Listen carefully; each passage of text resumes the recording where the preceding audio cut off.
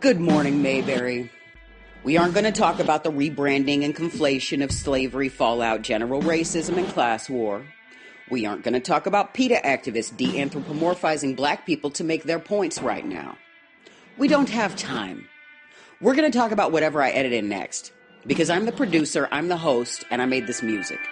I'm Shift Orion, and I'm not waiting on Superman.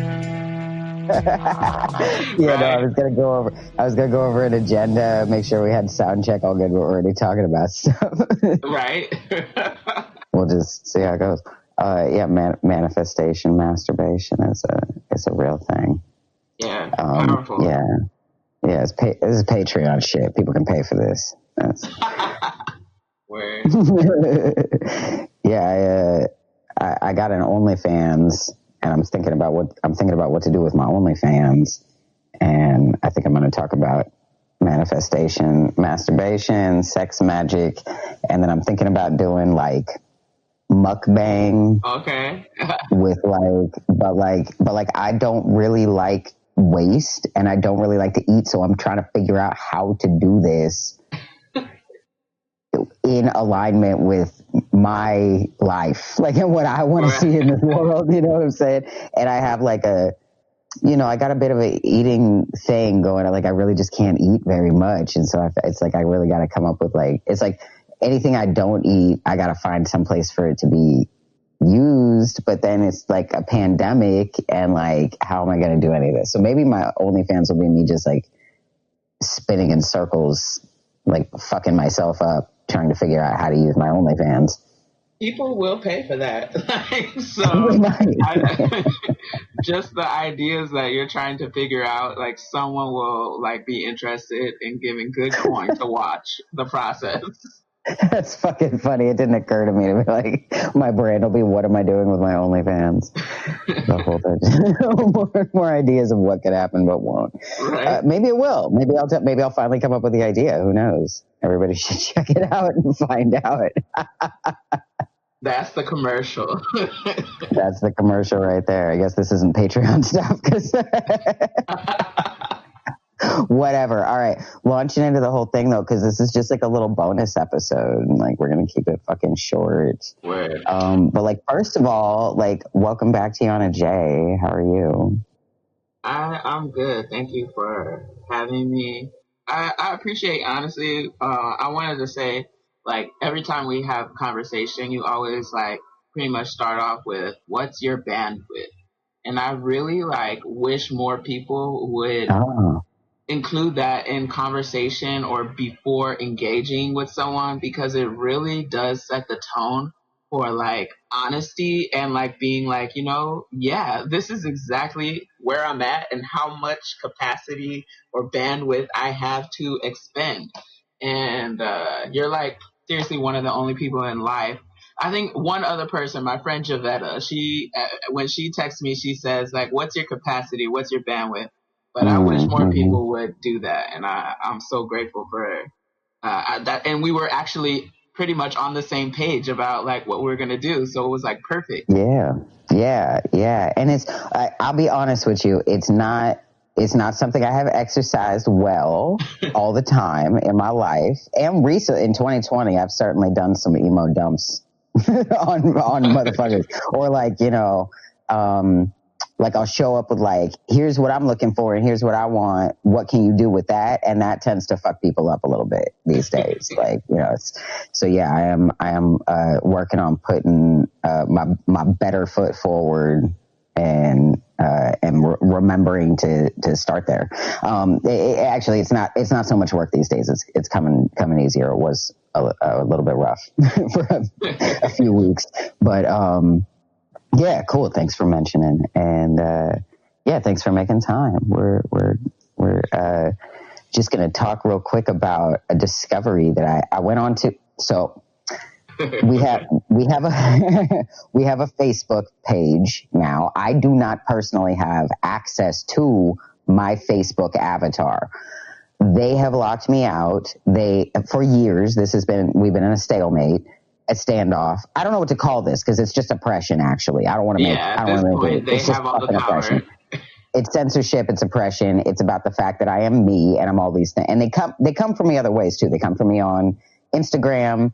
I get fucked with a touch on Twitter. Twitter's a little more accommodating to my general existence, but Facebook has no capacity to allow me to just be a bitch in my fucking life. Like, they just can't do it. They want me to be a Facebook bot citizen of some kind. I don't actually know how to perform on there well for them. I have no idea, because what I know is that when they do actually give me direct, like, communication, like, it's always, you posted some shit that's in violation of our business. But usually that's something that's not, I will admit, as a meme lord, I push boundaries. I dabble in edgelording. I would not call myself an edgelord directly. Some people would. Some people might. But I would not. I dabble in it. I do have a dark sense of comedy that's like, these things can trigger stuff, you know. But most of the time when they come from me, it's about things like calling out white supremacy or calling out capitalism, or like mentioning that guillotines are for billionaires is like the way to say it in 2020. Like, we're not in the French Revolution. And so the guillotines are literally for billionaires right now. That's what they're for. If they can't chill the fuck out, if these people who are billionaires right now cannot cool it and they want to stay billionaires, become trillionaires, take over like space or whatever, it seems like they've just got wild fantasy plans. We all saw the same movies in like the set, you know, they all, it's everybody who saw the movies when they were kids in the 70s and all those movies were still available to all of us, and all the movies we got now are built upon that bullshit. So like the empire concept, they're not doing anything fresh. It's very obvious that they're just being selfish fucks. So if they don't want to show guillotines over that kind of thing, I could see why Mark Zuckerberg, he could break a sweat about that. Or like, you know, his little cult, you know, the people who went to go apply for Facebook because they wanted to get closer to Mark. Those people that he's smelled within his own company that have a special little department. I'm just speculating. I love IRL fanfic. But stop me when I'm stupid, I guess. Like, that's, I don't know. And so here's what I've discovered. They've locked me out of my account, blah, blah, blah. Ryan, who is wonderful, has got a Facebook page going. We tried to get a store front up. We have a merch store for Good Morning Mayberry. It's got awesome merch on it, and it can be found on goodmorningmayberry.com. You can just click the link up at the top. It's just right there, very easy. Now, Facebook, on the other hand, wants to make my life difficult, and they will not add products that I list. I spent hours setting up the store, using all their business tools, doing their little thing. And then I find out at the end, oh, we got to review your thing and make sure that we want it in here. And I'm like, oh, okay, fine. But I'm thinking it's going to be okay, because all I have on there are Good Morning Mayberry logo items. That's just the flaming microphone with Good Morning Mayberry's text logo. It's nothing. Right. And then I've got the marginalized centrists stuff up. That's it. And it just says, there's no extra design to it. It's just marginalized centrist. The font is designed, like I did a design with the font. It's nice. Go check it out. It's got some sharp green lines to it. I did some like negative space things with stenciling and shit. And I'm proud of it. And I wanted to show it off. I thought I was being a good citizen. This is as normal as I can be, man. Like, this is Facebook. I thought I was being good. They will not let me be there in any incarnation realistically, you know, like they haven't shut the page down, but I don't know that they're not doing weird things to like slow its, you know, I don't know what they do. I know they do things though. And it doesn't have very many followers right now because I can't share it with my personal community, and coordinating to run a social media campaign on Facebook is very difficult for me. I can't really spearhead it. I can't really junction that shit. I'm a hub in a lot of great ways for a lot of weird projects that I don't have aptitude before I set foot in there. And Facebook, I actually understand pretty fucking well. And somehow they've managed to create a system of policies that keeps me from speaking, from transacting, from doing anything in their space. And it's right before Christmas. I was so excited to get this shit up and be able to like, hey, anybody who can, let's do this. Like, it's cool stuff and it probably won't be coming before Christmas kind of time or whatever, but it just seemed like a thing. And I also didn't realize they were going to take forever to not even approve it, you know. But what grounds were you not approved? So I know, like, normally, like you're saying with your meme lording and stuff, they'll hit you with the hate speech, or it doesn't fit our community guidelines. But how do they decide to reject the items that you put in the marketplace?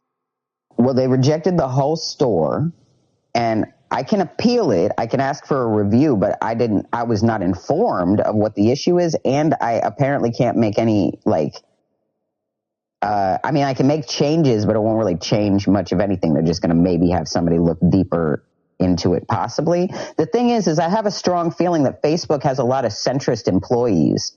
You know what I mean? Like, I have a feeling that they might be like, what do you mean marginalize us? That sounds like a death threat.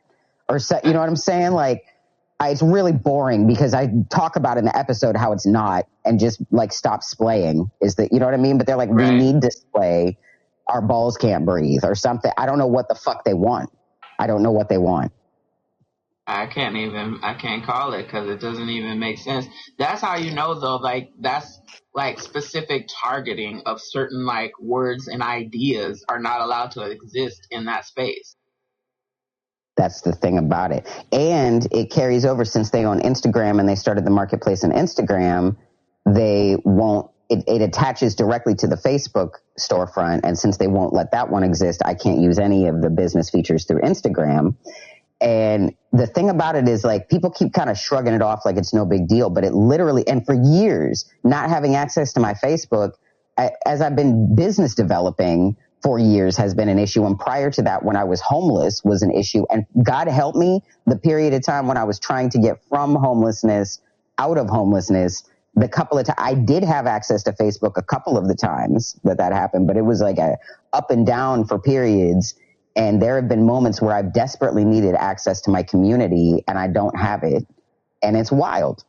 Like, it's just wild that they can control it too. Like, I don't even think that they realize the level of which they can control our contact. Cause, like, I mean, you have a cell phone, right? But then you just, like, there's no real way to, like, unless you're actually texting people individually to really, like, you know, put your stuff out there or your situation. And I don't think they really see it. I think they know. Oh, you do? I think they know. Yeah. Yeah. Cause they targeted in 2015, when they made a bunch of announcements about we're not demanding that people send us their IDs to prove that they're real humans. They targeted a bunch of homeless people and shut their accounts down right after they said they weren't doing that with the real name policy. Wow. So, like, a bunch of people I knew who were homeless sex workers that were going through incredible trauma needed their community. And one of them actually did put their ID through, and Facebook automatically updated the public name to what was on the ID, and they had consequences from that. Wow. Right? And my thing is like, I could send them an ID one way or the other. I'm not gonna. Why do they need my ID? Like, why do they need that shit? Because that's the thing that they throw at you, is they're like, we think you're a bot. Send us your ID, or send us, like, your birth certificate, your passport. Like, they're asking for shit that's none of their fucking business, you know? So, I had no idea about that. Oh, yeah. No, yeah. All of that is still going on. It's keeping me locked out. When I log in to my Facebook account, my account is still up in there, which is wild, because if you go to deactivate your account, they'll harass you for a month and say, we're going to delete your account. We're going to delete your account. If you don't come back, you should come back. Make sure you don't, somebody sent you a message. Don't you want to see it before it's deleted forever?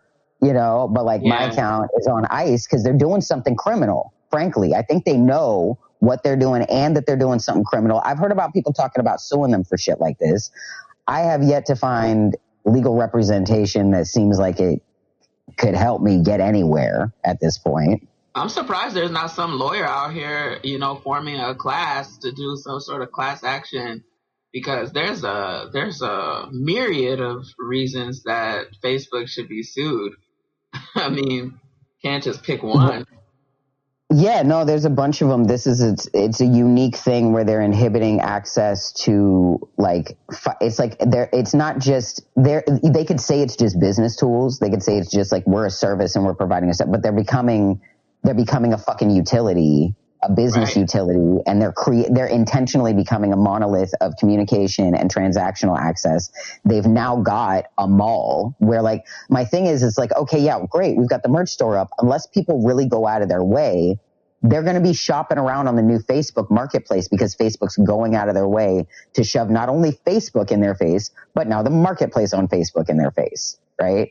So once they've spent their money, they're not going to come other places. They make it too convenient to spend money on the people they approve. Yeah. And then you don't even notice that it's like, so the Bay Area, San Francisco Bay Area, got an underground rail train that runs all through the East Bay and San Francisco. But Marin, the North Bay, this little rich yuppie area, there was talk of putting the BART rail up here, and they declined to have that. The way that has manifested how transportation and access to all kinds of different, I'm not going to get into it with the housing and the business stuff. I'm not going to get into all of that right now because we're doing a short episode, which we're already pushing on. So I call it the reverse Berlin Wall, right? It's something that did not get made that creates an actual obstacle. It might as well be a dam or you know what I'm saying? Yeah. A prison wall, a border wall. They didn't build anything, but they created so much other stuff around that lack that needed to be addressed. Like, there's a flow of transaction that wants to be moving there. And they did intentionally leave that hole. They did. I publicly speak shit about Mark Zuckerberg all the time. I talk all kinds of shit about that guy. Right now, my new thing is like, I'm like, just bring me Zuckerberg. Like, I just start screaming that, and like my fist, I'm shaking it to the heavens right now. Like, fuck him and give me my account. And also, who is sending me messages that misses me and thinks I'm ignoring them or is worried about what's happened to me? Or, you know what I'm saying? People, when they find me on other forms of social media, they're like, oh shit, man. Like, they're elated. And there's been several times where I'm like, oh fuck, they're like brought to tears. Like, they really thought something happened. Cause before my account was shut down this last time, I was desperately depressed. And I was posting a lot of things about that very openly and vulnerably. And I got an awful lot of, it's a little hand sideways. Someone's concerned about you, and it's got like a bunch of links to hotlines for like suicide support or whatever, you know? So I got like, 3 to 10 of those a week, sometimes more than one a day. Like on a real hot day, I could get like 5, 7 like in one day. So that was all happening right before they shut my account down. And I don't understand, given that my family was all interconnected with me, that kind of activity was happening on my account, how they could even argue in any instance that they think I might be a bot, that they think I might not be who I say I am. Because people talk to me about me. They have access to all of our messages. They have a lot of money. They're very smart. To be acting this silly is like, they just know nobody cares. So super irresponsible too. Yeah. I mean, I wonder what they think is going to happen. Yeah, so I'm thinking, like, what did they think by shutting it down? If in fact you were not a bot, then like, what the fuck? I imagine it was cockiness. I think it's pious, pompous, like fucking, like we're like the techno gods and yada yada yada. You guys are never going to be able to touch us. It doesn't even matter what they think they're up to at this point. When you said techno gods, that made me think of something I read today about. Did you read about Jeff Bezos' ex-wife just giving away billions of dollars?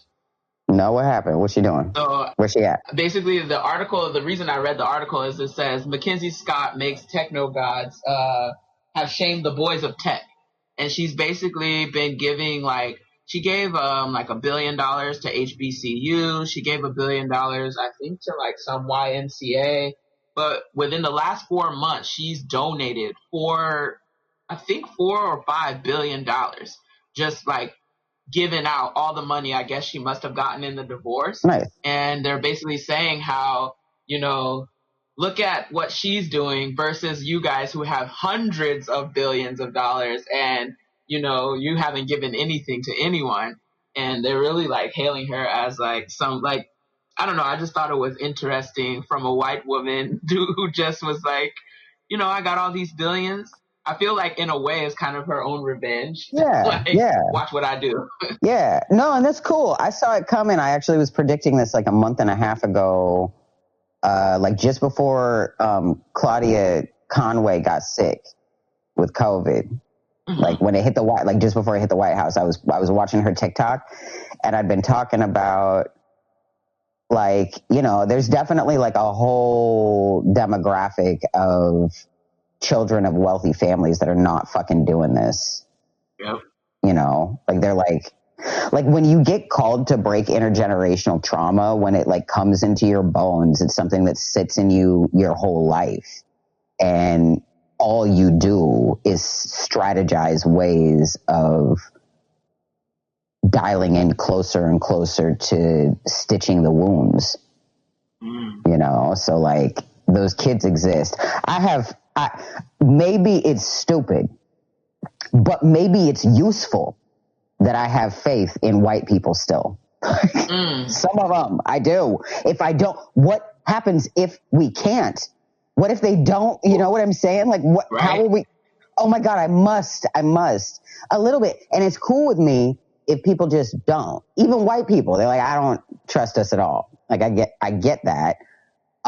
However, usually it's like a friend of mine or someone who wants to be called a friend that's saying that to me. And I'm like, so are you telling me I shouldn't trust you? Because you're telling me I should out of the other side of your mouth. Yep. I don't like watching a tongue fork, you know? It's real hard for me to start watching when the tongue begins to split and they think they're actually being honest. And then they don't want to get into the parts that would tie the tongue together, you know? Like, we can get through that part. We all get a forked tongue at times. Things contradict. That's okay. But, you know, similar to things contradict, I hate the word friend. I absolutely hate the word friend. I don't ever want to use it, but I actually use it an awful lot. It becomes relevant a lot. My argument about why I think we should just absolutely cancel the word friend. I know it'll be hard for everybody, but if we can do that, we can cancel like anything, right? Like anything in small groups, in microcosms and macrocosms. But the word friend, my only argument is Facebook. I fucking rest my case. Yeah. What does it even mean anymore? Right. Like, what does the word even fucking mean anymore? Nothing. Like, it means creepy shit. At least on IG, they call you followers. That's what I'm saying. I'm also disassociating from the word friend because when I was younger, I would come home and I would talk to my mom about school and I would be like, I was young. And I'd be like, oh yeah, my friend. She'd be like, who's your friend? That's somebody that you know. That's an associate. I was like, I remember being super young, like, okay. So then I kind of deleted friend from my lexicon way back when because my mom did not approve. Your mama had hot tips. That's a hot tip. It took me a while to figure that one out because there was a pit, you know, it's just like a turn in my stomach for years over the word. And it's mostly that what ended up happening, and I'll be honest, this is a trauma-based thing that I don't like the way it just doesn't taste good to me anymore because a bunch of people, they just took shits down my throat. You know, and then called me friend they said, well, friend, could you please squat down so I can use you as a goddamn toilet? And that happened for like a year. Like, I just happened to have that as a feature in my fucking life. That was the way that things were. I can't do anything about it. But then Mark Zuckerberg got a hold of the goddamn word. And now here we all are. With it absolutely meaningless. Your aunt is your friend. Your grandmother's your friend. Your boss is your friend if you add them on Facebook. My goodness. Like, and we don't even know are your friends. Right. And then people will try to friend you and then you get to like ignore or reject or approve like a friendship in this like, I just don't know that it's been good for people's brains, you know, the word friend and that process. And I just think I don't want to use it as much as possible. Like, if I must, it's literally just like it's just because it's a habit. Like, and because it's familiar to everyone else. So like, if I have to say, like, if you're, you know, with someone and you say comrade, then they're like, well, what, did y'all serve together or something? Like, okay, I'll just say friend because I don't want to have to explain, like, you know, or if you say associate, that sounds shady. Like, oh, they're not your friend. Like, oh gosh. Please believe I will make people take the time to understand what the fuck I'm talking about. I do not ever want anybody on the illusion that their simple ass, basic ass world is what we're living in. I don't have time for that. I love you for that. I love you for It's that. new. I'm telling you, it's new, and I want to share it with the world. And speaking of sharing with the world, COVID's getting closer to me. Oh Right my now. God. I got multiple calls and texts over the last 2 days, the last 24 hours, saying so-and-so got tested and so-and-so is with them and they live with me and now we're all on COVID watch, or I have it possibly because my coworker, or I got like multiple people over the last one. And it was a few earlier this week, but like, do not fucking go out for Christmas, man. Like, just don't do this holiday shit. Stop shopping and going places, whatever. Right? Like, just chill for a minute. Chill for a minute. A couple of weeks. It's Chill. cold as shit. Hole up, watch some things. That we have streaming entertainment of a wide variety of genres. It's blowing my mind that this even happened this year. Like that, Yeah. I thought people were going to be like so much. I thought we were going to be like, oh, cool, we got good entertainment. Like at home, we'll come up with ways to make that work. Yeah. We have FaceTime and Zoom. It's like just the nature of capitalism, the brick and mortar stuff started crumbling upon itself. But then it's like the way we open things up. There's 2 bars I give a shit about. I give a deep shit about. There's community there. I played open mics at both of them. They had open mics on the same night and they were right up the street from each other. And it created a whole scene of music in a really artsy fucking community. And they matter to me. Now, they both, as far as I've last heard, they're both not opening again. And that happened like a month in to things being closed. So like,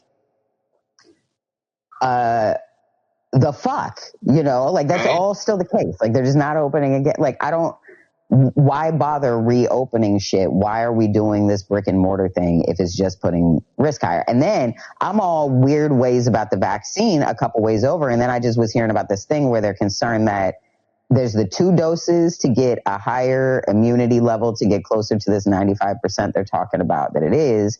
And then there's some funny shit where I'm looking between, like, to me, it looks like fudge numbers because I'm seeing like one group's data and then another group's data on the same stuff that like is just different.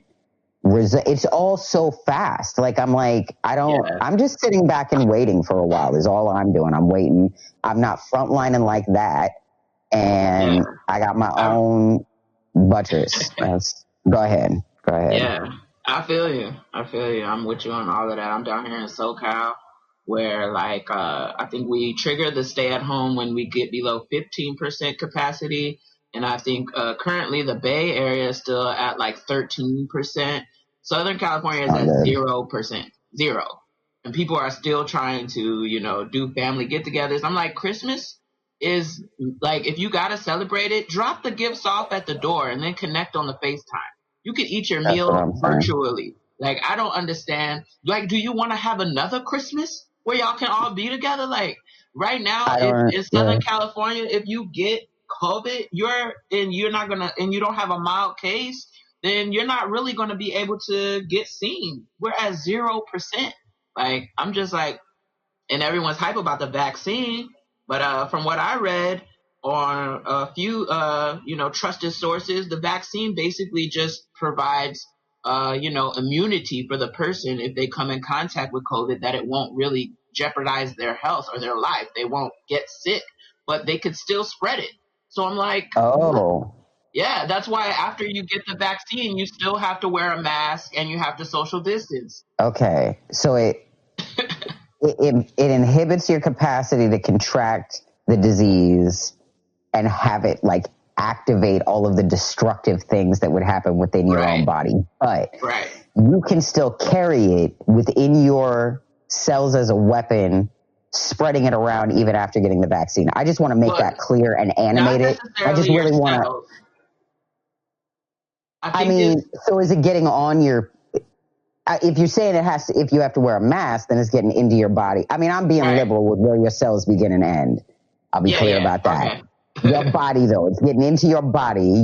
Where you lock the things that you bring around the planet in. Yeah, your cells, right? That's okay. Like, you bring this stuff around, and like, whether it's like a bacteria that's like next to your cell and fucking with it, like you're carrying that shit with you. And we are all going to act like I'm talking logic because I fucking am. Like, this is not difficult shit to be reasonable and safe. Even if a motherfucker, because I cannot state enough times, I do not believe in COVID. Really.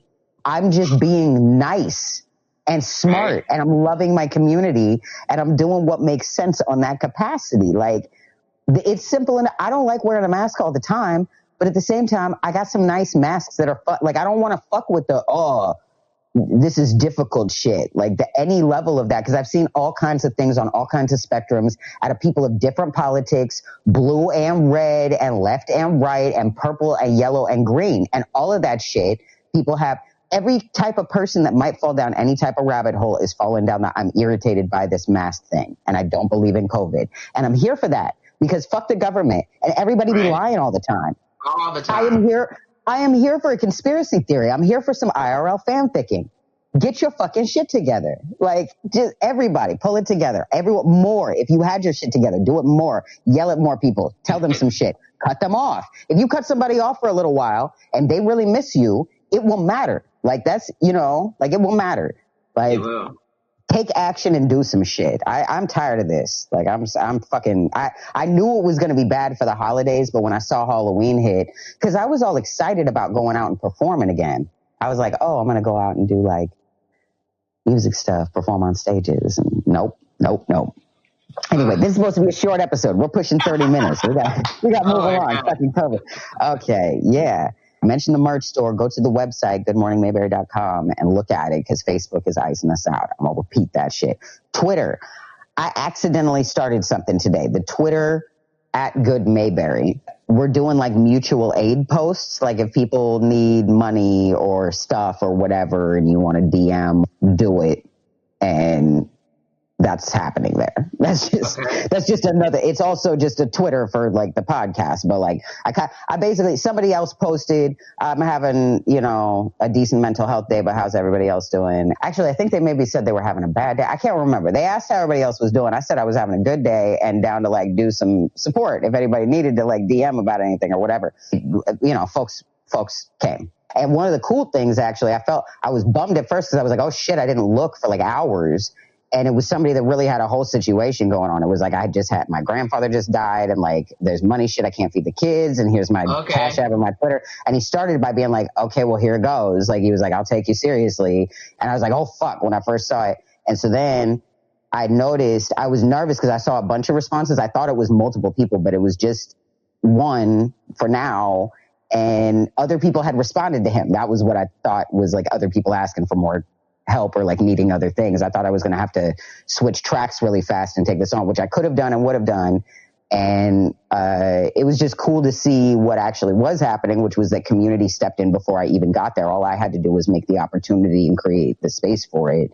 And then other people reposted his shit and sent him money and like, you know, yeah. So I told him I'd repost stuff for him. I spoke to his heart a bit, invited him to DM if he wanted to talk more about his grandfather. I just kind of commented on that shit's rough and it's deep winter in 2020 and like that's a lot to be going through and like that's what I got. That's not nothing. And I'm, you know, not bragging so much as educating that you can too, I guess. And like that's a vibe on the Twitter.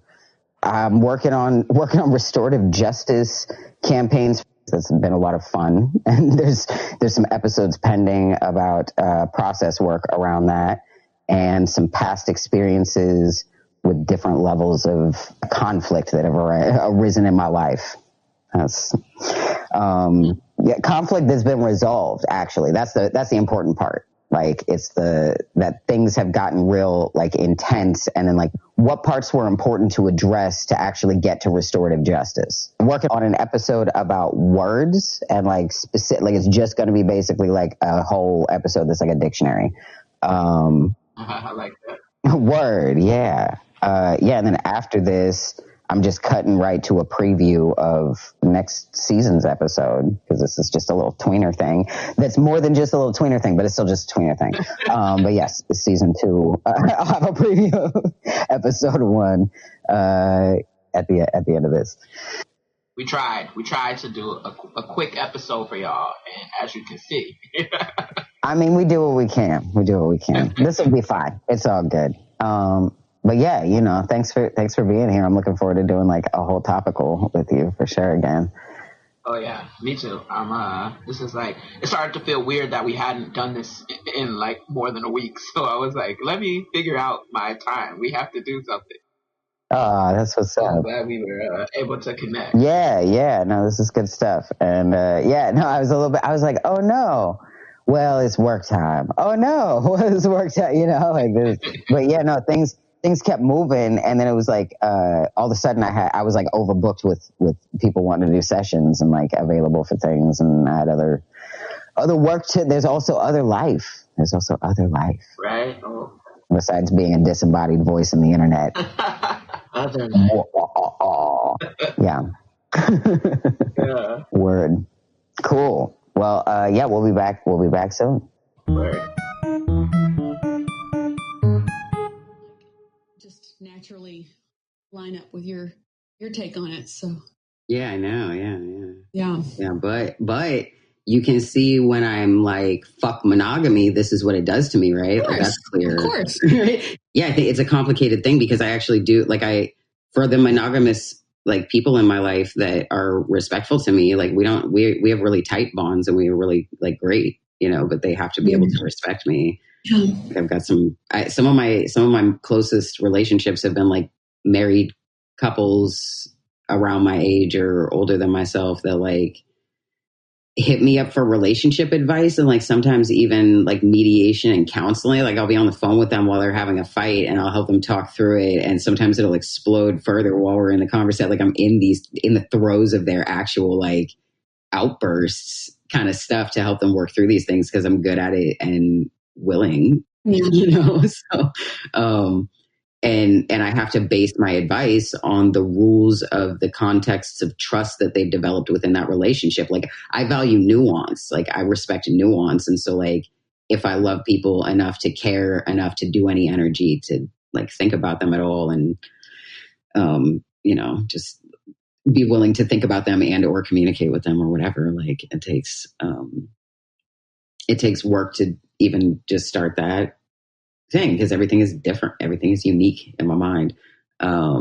With monogamous people, it's easy to give them advice because they are homogenized. They're monogamous and they're homogenized about it. Like there's canned box behaviors, expectations of like how people are going to feel in certain circumstances. Everything is like that. Like everything's pretty predictable, but with conflicts to do with a monogamous whatever. Right. All the scripts are written. Right. And everybody knows the dance. Everybody knows. And that's why it's marginalizing. Especially because I'm so kind to it when it comes to me reverently, when it turns on me and acts as though it's completely oblivious to that capacity. Mm-hmm. Like that's why it fucks with me so much. Because it's like, it's always blind to itself when it asks me to help it, when it asks me to love it. It doesn't recognize what it is that I'm doing, why I'm able to serve it. And it doesn't, I'm being used as a toy. I'm being used as a tool for its own climaxes. Mm. And so then when it turns and becomes challenged by me or, you know, and it's not even that I'm directly challenging it, like monogamy, do not exist. It's, are you able to even coexist with me now that I'm like, not just here in support of you, now that I'm not here as an accessory to you, are you able to coexist with my energy? And generally the answer is not without eating a lot of shit, without being like constantly presented with the ways in which I'm other or alternative in their lens. And like they'll get more and more pompous about the work that they're doing to be tolerant of my presence. Mm. So here you're talking about the people who are the monogamous couples seeking your help?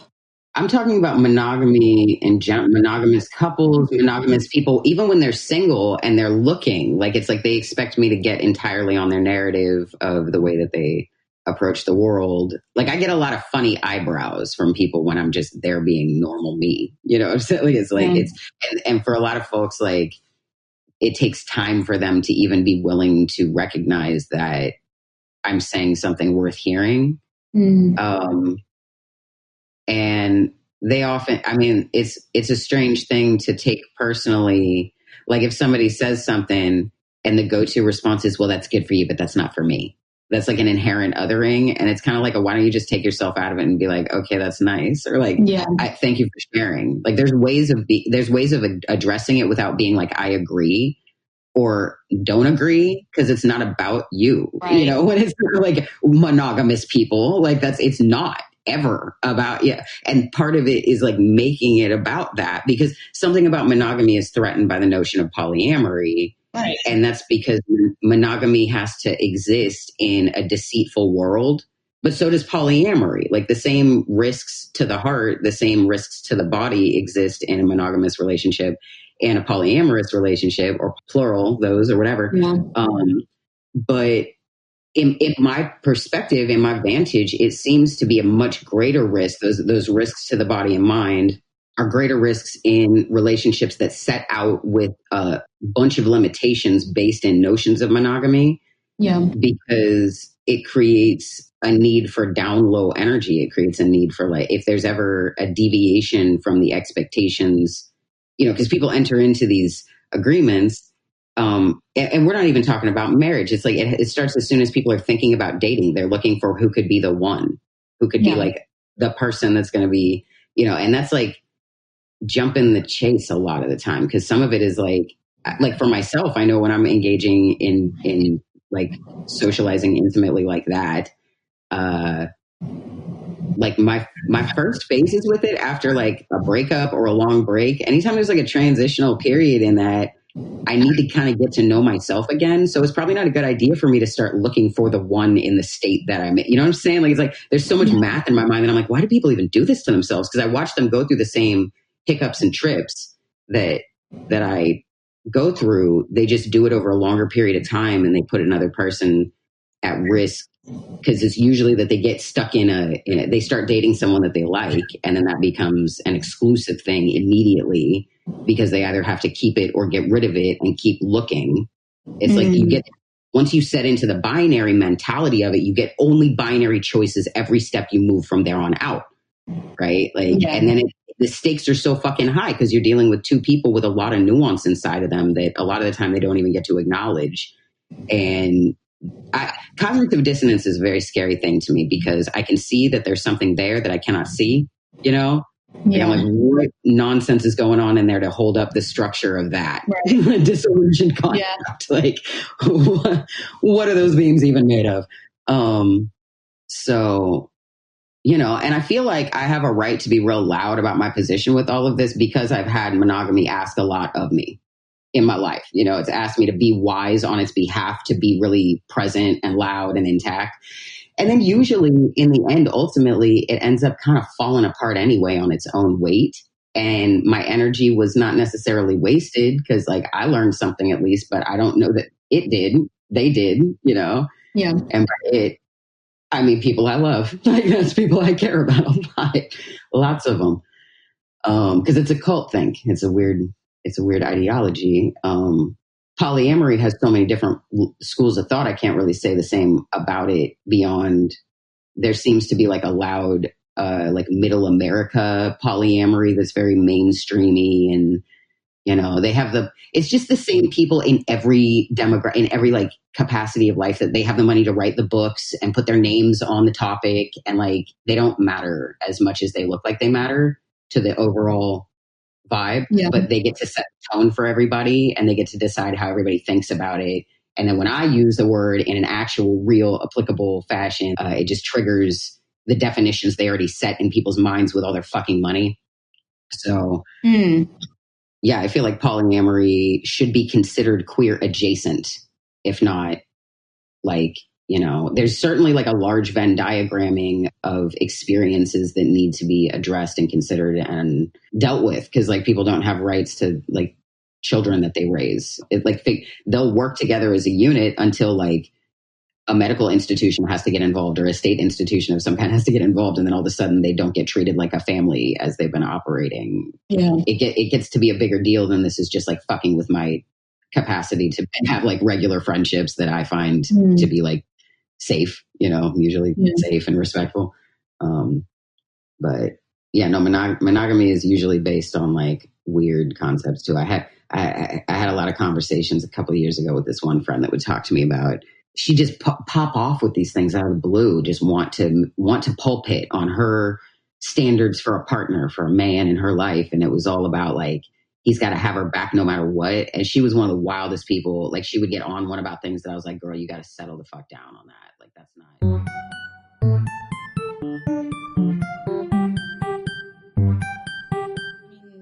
My ex is, plays a big role in my kid's life and is like my best friend. And I'm not going to, for 1 second, tolerate that script that's like, that person has to go out of my life if some new, when some new partner comes in. Now, I may have to shift around stuff around cuddling, or I don't know, but I don't know. I mean, I kind of like cuddling with him. I was just going to ask if you would scrap that. I don't know. I don't know if I would or not. I would have to be really into somebody, but I can't see a person that I would be that into being the type of person who would be like, no, that has to stop. Right. Like, I would rather preserve the right to cuddle intermittently, because it's very rare that I find someone that likes cuddling and like, is down to like maybe consider. Because my thing is like, if I was gonna move into a phase of like, because here's the thing. Right now, my orgasms are free, all of them, 100%. I don't have to spend any time. I don't have to spend any money. You know what I'm saying? And that after Rona will persist. That will continue to be the case. It's a benefit to stay celibate. Okay. But in the event that something seemed like it was going to make.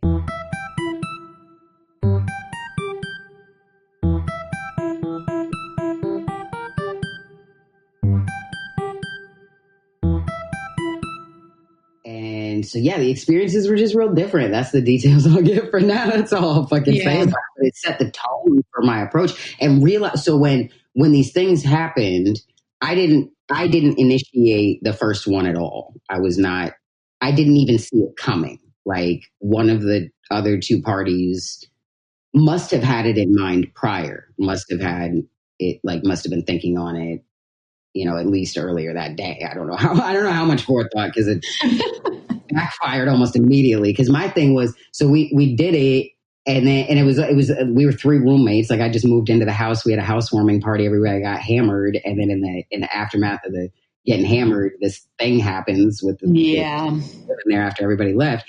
And so afterwards, after we all come down and we sober up and whatever, I was basically like, well, that was cool. If y'all want to do it again, I'm down. Like, no biggie, but either way, but that was fun and convenient, and do it. The one that initiated it flipped out. She totally flipped out. She's like, oh no, that happened in a vacuum. Like, and it didn't even happen because we're out of the vacuum, kind of attitude. Like, I was like, what?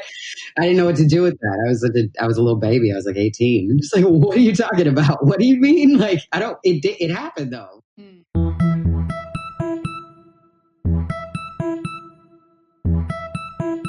into the drama of how it broke down. It was a lot. The second one, much less so.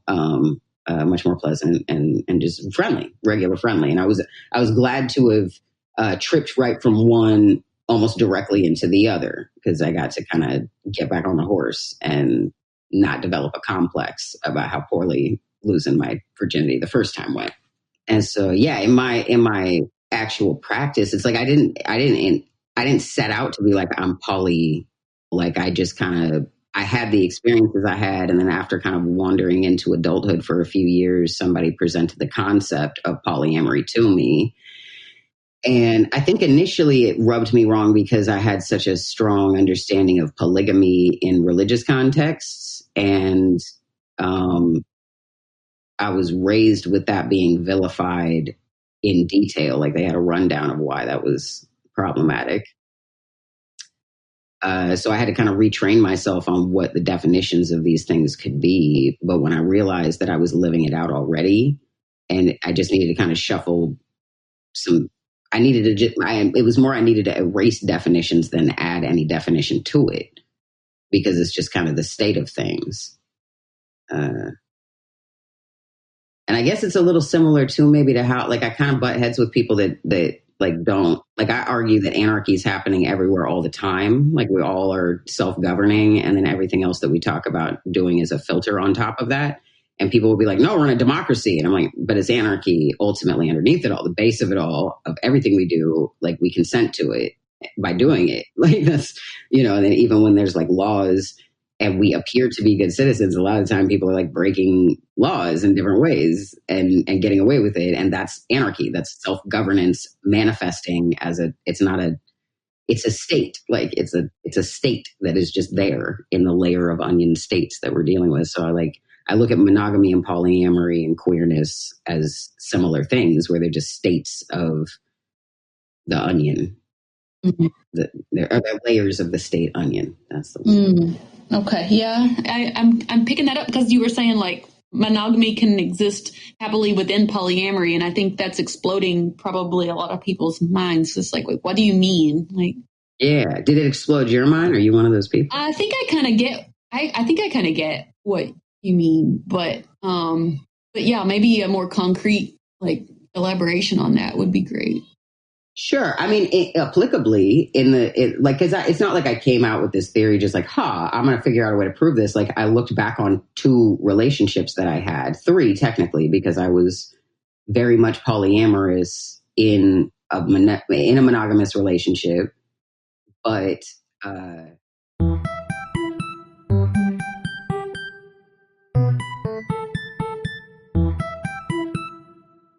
patriarchy always acts like it has the dominant definition for every fucking precious thing, right? And that drives me crazy. And shunning a word that has so much power and capacity because a villainous energy wants to fuck with it like that is allowing them to appropriate it. It's like fleeing,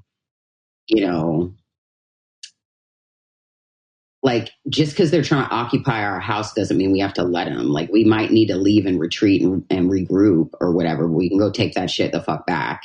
That seems like one of those. That's not every word, but the word polyamory isn't a slur, and it's not really, it's neutral, like the word manipulation, or, you know what I mean? Like, it's like, it doesn't have to be a weapon. It can be a tool. And when patriarchal, self-absorbed, shitty, violent, abusive energy wants to do that kind of thing, it'll find a script, and the best scripts to hide itself in are the ones that are most precious, the ones that have the most power to heal and do like good development in like individuals and collectively. So I get very concerned when people, it's similar to how I just fuck with the idea of Jesus again now. And I'm like, yeah, he don't drive no more, but like I let the motherfucker navigate sometimes because he's good with a map when I'm on certain types of roads. I know when to call him up from the back and be like, bitch, get up here, open that fucking little compartment, grab the maps out, tell me where to go. Like, I think I do kind of the same thing with monogamy though, for me, because it's like, that's what I vibe the most with, like just in terms of the concept. And so I'm going to say, I'm going to do it this way, but I'm going to throw off all that toxic patriarchal scripts that go along with it. And I'm going to do it. And I'm going to have it be my own, defined thing. That you feel like you like the term polyamory for it, and I don't know. To me, it's like when I don't want to use that label because then if I'm looking at potential partners, they're going to have a certain thing in their head that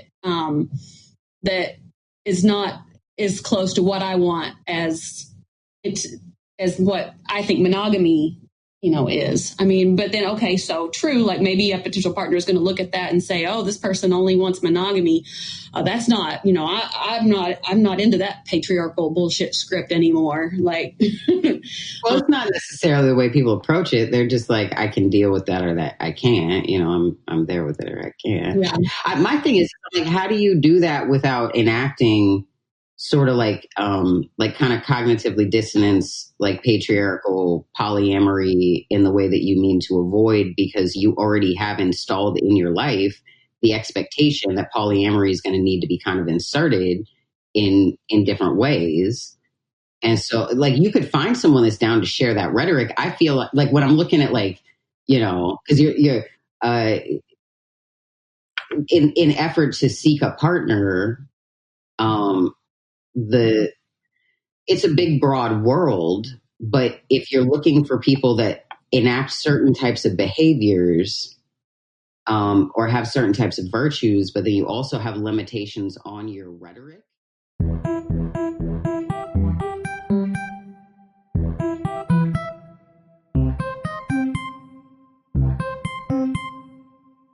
Yeah, that's a little too much get in my world. That's a little too much. You know, there's ways of queering up the world where you drag people into your space, and then there's ways of doing it where you meet them where they're at, and then you give them like you just show up and you're you in their space. And you don't take any shit.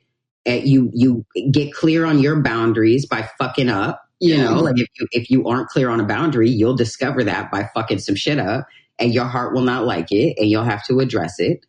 And that's fine. Like, we learn by like pain and anxiety a good chunk of the fucking time, and that is A-okay. We also learn by like getting what we want and having good vibes and good feelings. And like the more oxytocin and dopamine that we can get safely in the world, mutually navigating that, mutually working through all of the people that are attached to us, the fucking better. Like, that's IMO. We got a lot of people jockeying for our brain chemistry these days. It's been, even on these apps, even on the apps that we're talking about, they be trying to jock for our, you know, OkCupid, but as people be trying to date through all kinds of different apps in different ways. Mostly people come for me on Instagram. They find out I'm celibate and polyamorous, and they're just like, excuse you? Yeah. By the way, I love when people send me nudes. If anybody's ever wondering if they send me fucking nudes, send them. I will receive your nudes. I will praise your nudes. Yes. OnlyFans, right? That's the thing now. I started an OnlyFans, but I haven't put anything up on it yet. I'm still trying to figure out what I'm going to do there exactly, but I'll definitely be using that space. Yeah, I'm not sure if I want to do more like it's, you know, there's just options. It's not all sex stuff on there. I feel overwhelmed at the tool. Like, I'm like, oh goodness, I could go. It's so multidimensional. I'm so multidimensional. What do I want to do with this space? There's no children here. That's great.